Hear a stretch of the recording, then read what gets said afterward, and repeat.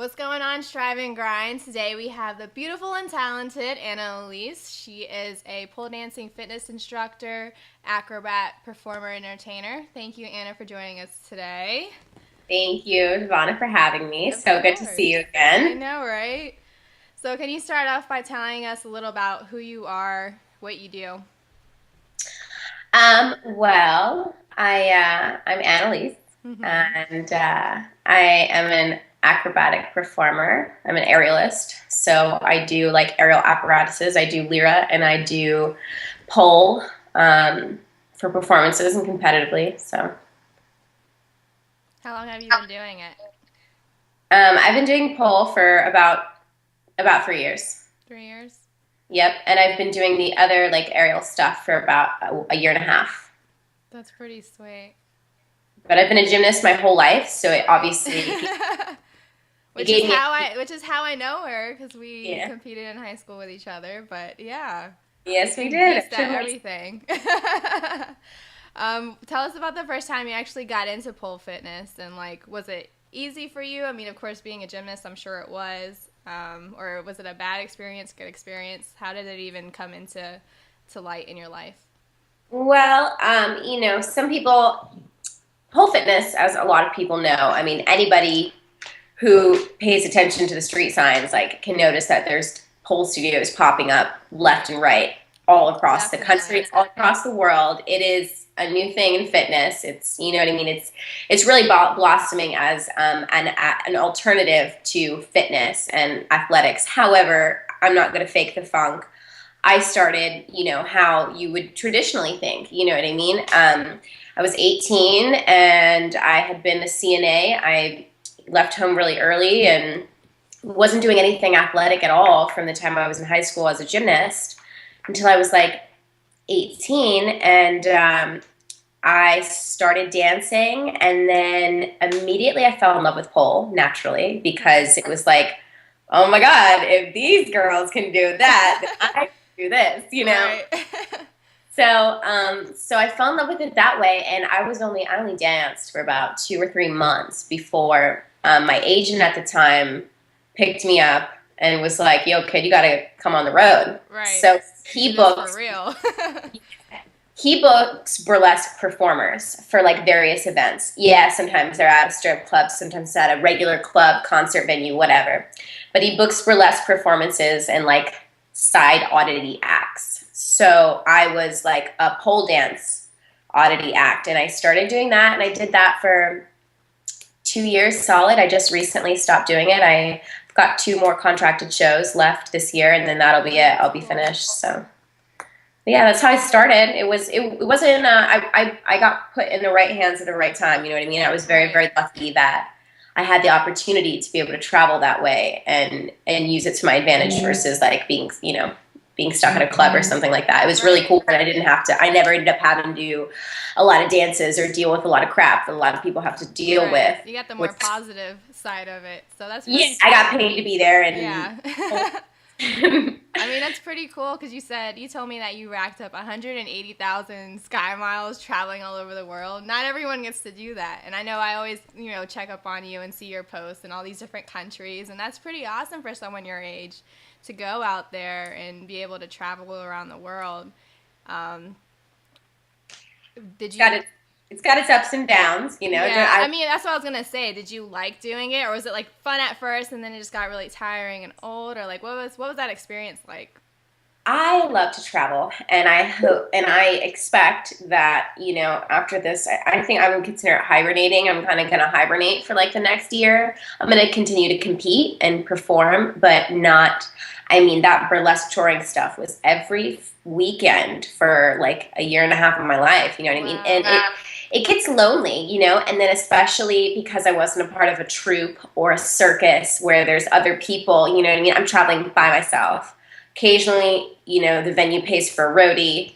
Sometimes I would need one because I would be gone for so long. But I mean, it's definitely lonely. It takes its toll. And it's not for everybody. Anybody who travels for business Right. knows that the traveling lifestyle is not necessarily for everyone. It is for me. I think I'm in it for the long haul. Like I said, I want to take a break right now to really focus on my training and bettering myself as a performer and get a little bit more experience, and also as a teacher, I want to teach because that helps me on stage as well, obviously.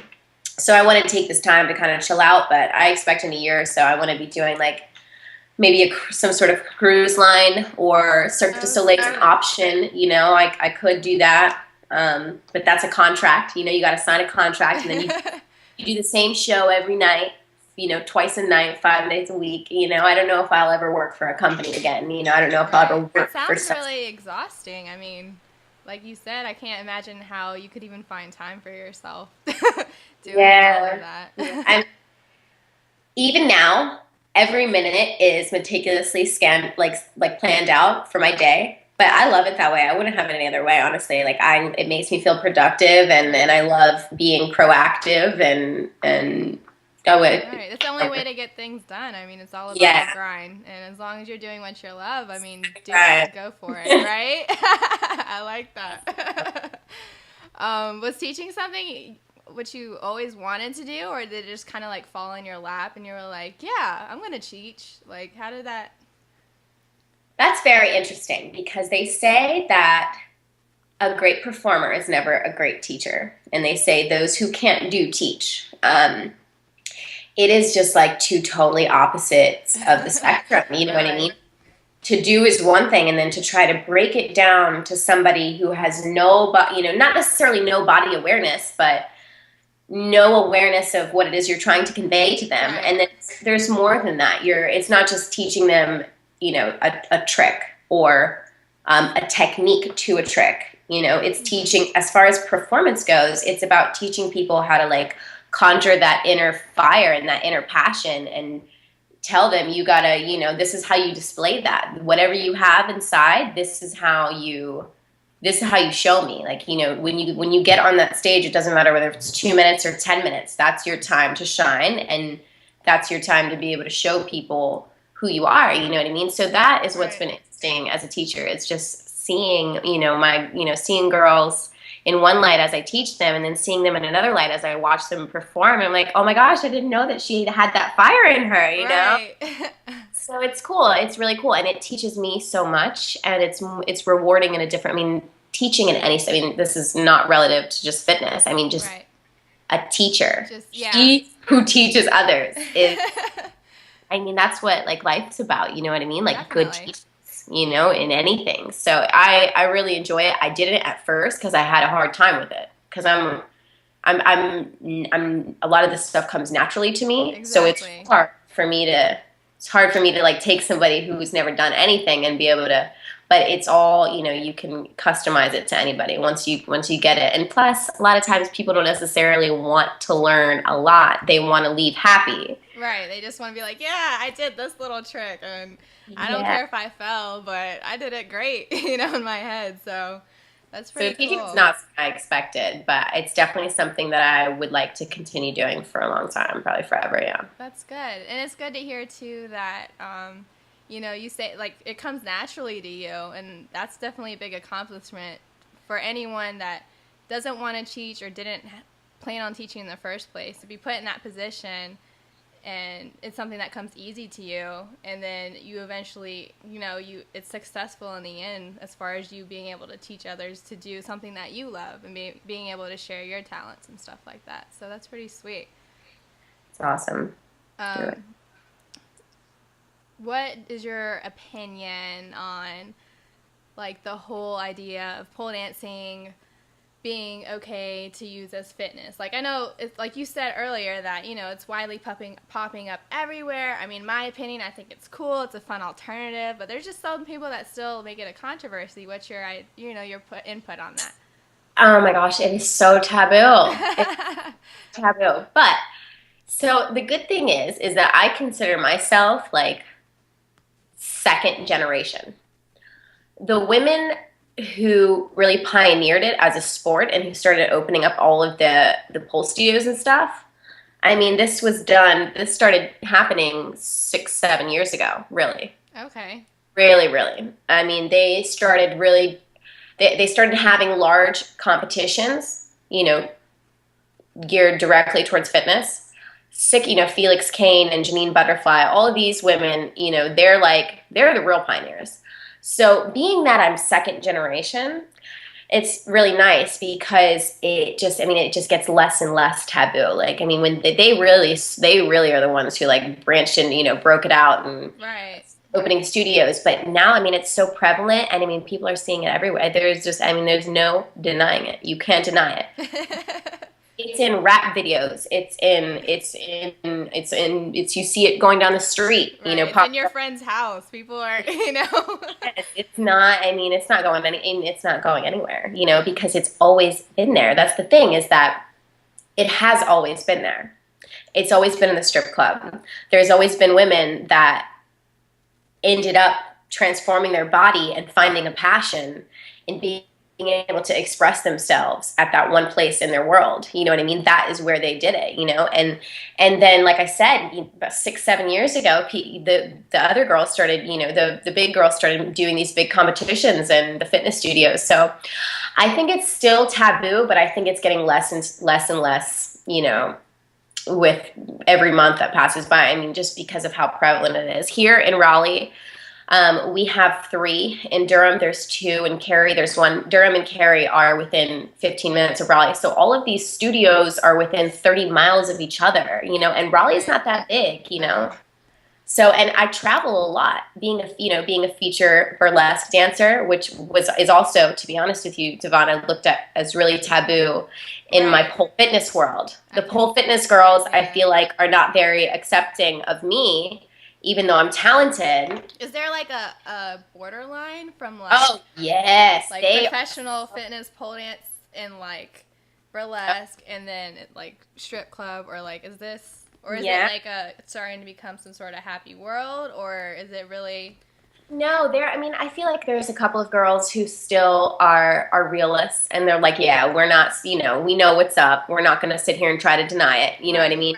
But to be truthful with you, I mean, for the most part, like the big federations, I'm not going to drop any names, but but like the ones that are really doing a lot for this as a sport, the ones who are active in it, and who are actively making large competitions and setting standards like no shoes, and there's a set amount of required skills. They're making it almost like gymnastics. There's one federation that you have to do 2 routines, one with music, check this out, one without music, completely silent, with you have to write down exactly the moves that you're going to do.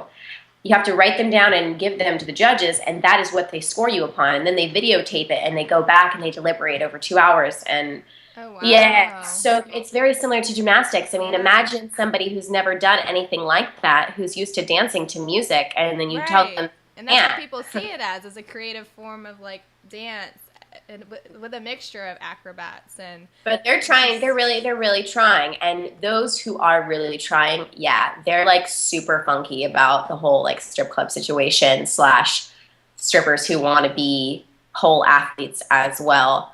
And to just like be frank with you, just to be completely frank with you, that is why I have made the decision, even though it's great money and I don't feel wrong about what I do. I love what I do. But I had, that's why I've decided that, come January, I've got these last 2. It's time to stop, because I want to be on the boat that makes it a sport. I don't want to be on the boat that continues to make people think of it in that way. And as long as I'm, performing in the club, then people are getting exposed to it. Yes, they're like, oh, wow, that's really cool. But at the same time, at the end of the day, you're still in the club. You're not. You're not at a competition. You're not at you're not at a performance. You know what I mean? You're in the club. So I feel like they don't take it as seriously as a sport, and I don't want to contribute to that anymore either. To be honest. And of course, being in a competition always built for anything, whether it be a sport, art, music, whatever, it makes you feel like you're part of something bigger, and you're really, challenging yourself to something even better than just, like you said, in a club or just out on the street or whatever it is that you perform in. So I definitely respect that. It is. It's for like the greater good, and just like, the feel. I mean, just competition is an interesting thing. it's kind of funny that I'm going to sit here and say this. Like, I definitely love performing more than I love competing. I can't stand to compete, Lord knows, but it's and it's a lot of politics, and it's like also, what if like three of us are really equally as good, or what if damn well that the girl who got second normally would have kicked your ass, but she got so anxious that she slipped up or something, and you're Right.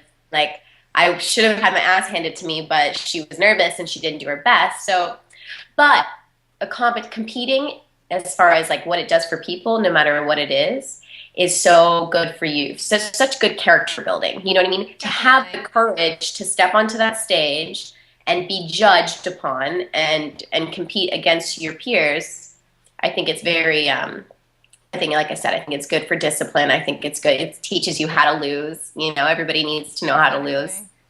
So yeah, I think it's a good thing. I think it's definitely a good thing. I think that's good. I totally agree, like I said, and I definitely respect your decision in making that transition. I mean, you get to experience both sides, and that's what life's about. So definitely keep Yeah. striving and grinding with that. Was there? Can you tell us about some mistakes or challenges, big successes that you're proud of that you've endured on your journey as like an acrobat or performer?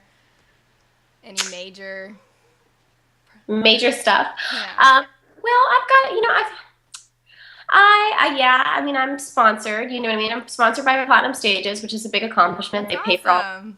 yeah, they pay for all the competitions and send me poles and send me gear and send me anything that's new as far as a product line. Instructing is a huge accomplishment for me, especially at Turn Me Loose. Yeah, that's a big accomplishment, but also at Cirque du Vol, because Cirque du Vol in Raleigh has been open for a year and a half, and it is honestly equally as amazing.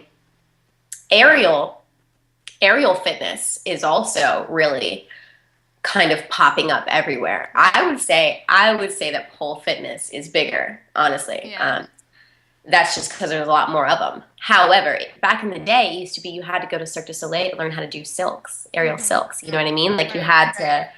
you had to go and you had to travel for something like that. And now these aerial studios are popping up kind of as well. And like I said, Cirque du Vol is only been open for a year and a half, and all of our students have. I mean, I couldn't even explain to you how far everybody's come, That's and we do awesome. performances everywhere, so it's really cool.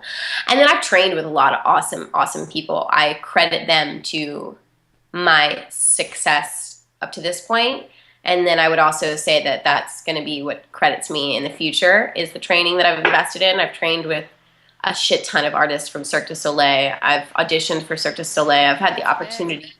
Yeah, I've had the opportunity to be an alternate. Now that I've given it some time, I've realized that I may never want to do that because that's working for somebody, like, and Right. that's doing the same routine every night for a year, as long as your contract is. So I've done that. I've had the opportunity to train with really cool people overseas. I just did like a little circus convention slash festival in Germany, which was really That's awesome. And great.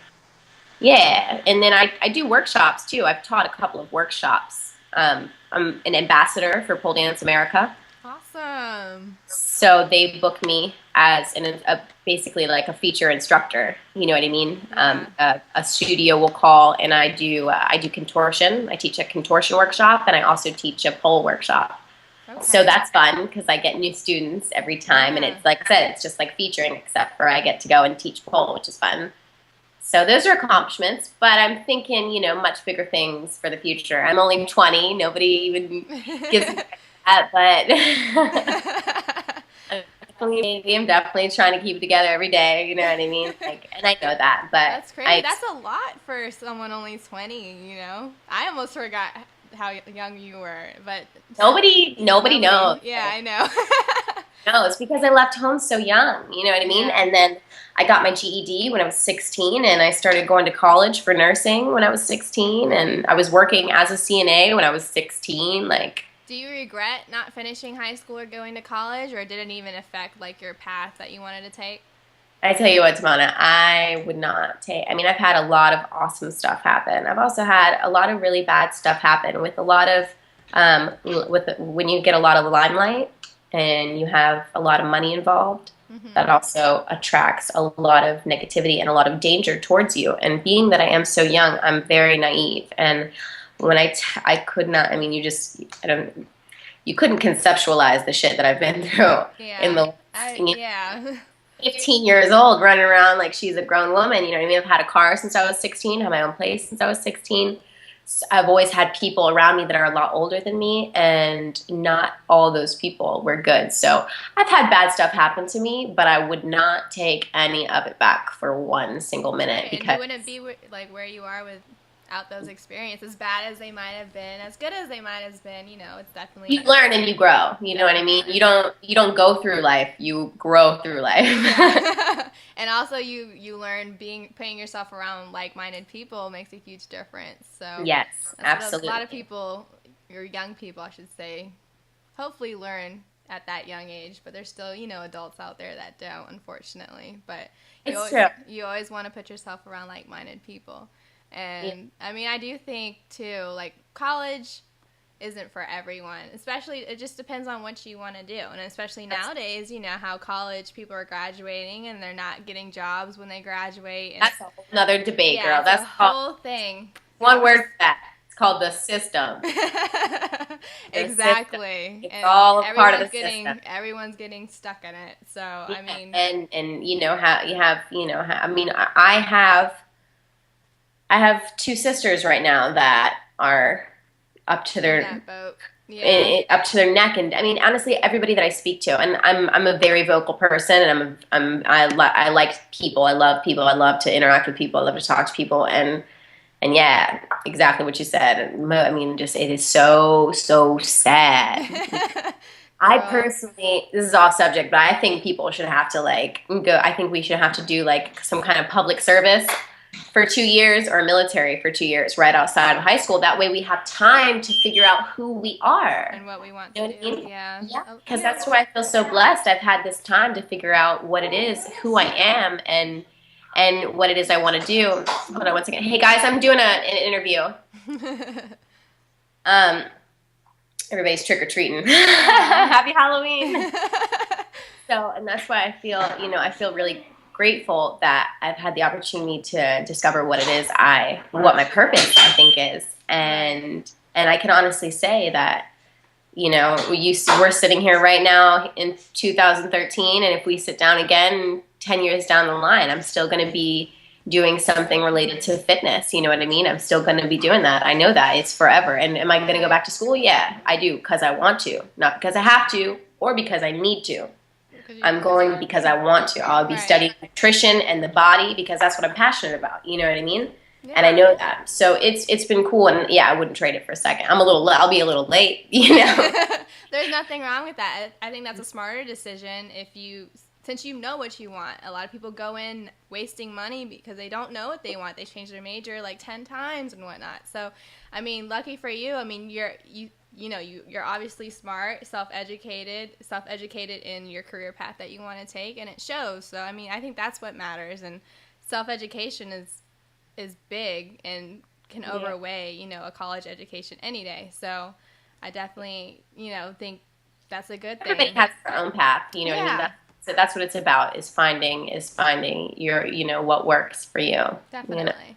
but that independence is what I think people are lacking. People, they immediately think that they have to do it this way because that's what they say is supposed to be done. And my Yeah. advice is that whether it's you go to school right off the gate, or if you freaking go across the country and just want to donate your time for 3 years and don't make any money just for character building, or if you want to go and you want to read books to study, like whatever it is, just figure out who you are, and stick to your path, because people get Exactly. all kinds of diverged from, you just end up being lost for years and years. It's crazy. It's super Yeah, crazy. exactly. Um, was there ever a time that you felt like giving up, or like where times were just so hard? Like you just didn't. I don't want to do this anymore. I mean, during that time, what if there was a time like that, which I'm sure there was? What motivated you to keep going? Like, That's very simple. My sister, I haven't seen my sister since I was 15 years old. Um, I miss her, and when she turns 18, which will be in a year, she's graduating from Ocean Lakes High School. Aw. And when she turns 18, I want her to, I want her to see that I've been gone for 5 or 6 years, but that I haven't been doing nothing. That I'm Right. here and I'm here for. I want to see her and meet her again and have something to give to her and bring to her and show her. You know what I mean? That I have had one time where I was like, I never thought I'm not a giver upper. I'm not gonna lie about it. I'm not a quitter. Obviously. There was a time where I just wasn't sure, like. It's scary. It's scary chasing your dreams, because what if we fail? That's scary. But that's why you gotta have backup plans, Yeah. and you have to keep striving. You take it in stride and you keep striving. Your dream may not be, and it may not end up where you're at, but you just have a backup plan, and then you go for something else. You know what I mean? It doesn't really matter. So. Failure comes with success, and everyone who succeeds should know that. So. Yeah, definitely. that's true. What advice would you give any of our striving grinders that are listening right now who want to take the same path that you've taken acrobatically or down like a professional pole dance background? Well, I hate to get all like scientific on you, but it's definitely like a lot of diet, believe it or not. Like, wellness and fitness is a lot. You can't do some of these things, if your heart isn't up, if your endurance isn't good, and if you can't pull yourself up, et cetera, et cetera. So, I would say diet, and then I would also say just have fun with it. Go take classes, and if you enjoy it, stick with it, and know what your goals are. Know whether you just want it to be like a hobby or whether you want to eventually perform, or whether you're doing it for exercise. Like everybody has, I have a ton of students and they all have totally different reasons for class, Right. Like I said before, believe it or not, I would say 70% of people just go as an outlet. It's not, when you go to class or fitness, whatever it is you're doing for extracurriculars, you're not dealing with the boss. You're not dealing with your wife. You're not dealing with your kids. You're not dealing with your family. It's something that you do for you for that hour. Just enjoy it. Just have fun with it. Enjoy it, and don't be set with your goals too high. Don't be unrealistic. Right. Have fun. I know you said like before that you had an agent that like scouted you early on in your career. Is that something that anyone who wants to take the professional route, or I guess circus, like mainstream performing route, would people need an agent? What are like the main steps to go the bigger route? Okay, anybody who wants to get serious? Yeah. Anybody who wants to get serious, you have to be serious. Nothing's going to fall on you. Yeah, it kind of fell in my lap, but honestly, Devonna, like also not really. I was in Tampa, Florida. Like I wasn't just at a house club. I was traveling. I was so afraid that somebody was going to recognize me. I wouldn't work in the same place twice. So I'm dead serious. I worked there for one night and he was in the crowd. So anybody who wants to get serious about it, you have to be serious about it, and you have to go get it. You have to go after it. You can't sit around and wait for it to fall in your lap. Right. You can't. Definitely. You can't just send photos online and send a hello email. You have to get your face out there. You have to go knocking on doors, making introductions. You know what I mean? You have to take pictures. You have to, if you want to get serious, you have to be serious. You have to go after anything you want in life. You have to go get it, and don't stop, until either that passion for it burns out and you want to stop, or until you get it. Like, you don't stop until one of the two happens, Right. So it's not it doesn't come easy. That's for sure. Everybody knows that. Right. Well, anything that's worth anything doesn't come easy. Definitely. So. For anything. And most people should know that. You got to strive and grind for it, guys, Strive and grind. And so, like, our last question that we ask everyone relating to strive and grind. What does strive and grind mean to you? And how do you apply it to your everyday lifestyle?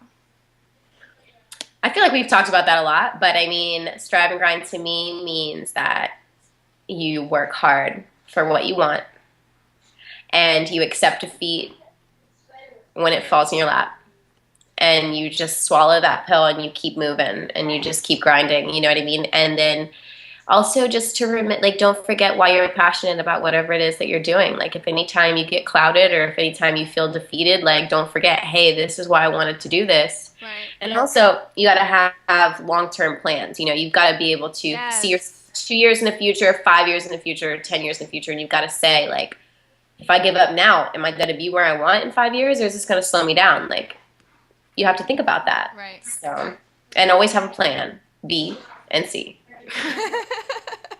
Always have them backup plans. That's a perfect answer, though. I love it. I love it. Where can our Strive and Grinders find you on the web? Like your social media, YouTube, we have a website. Where can everyone find you?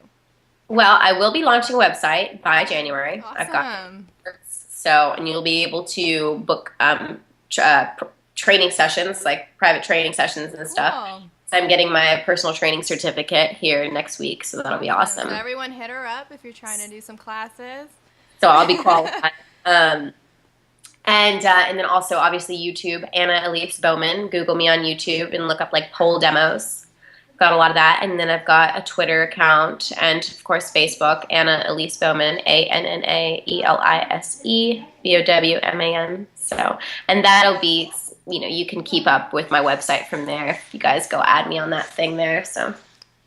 Awesome. Well, thank you so much, Anna. This is definitely a very good talk with you. It was very insightful, especially into a world that a lot of people don't know much about or are curious about. Very curious. I know they are. I know that you probably answered a whole lot of questions, and I'm sure if anyone had any questions, they'll comment below on this post. Remember, everyone, to subscribe to our YouTube channel. Check out Anna's videos. Check her out on her social media. She's pretty awesome. She's beast. I'm going to post some more of pictures and your videos and stuff on the post as well. So everyone keep striving and grinding. Thank you, Anna, so much. Is there anything else you'd like to say? No, it was so good sitting with you. Strive and grind, baby. You already know.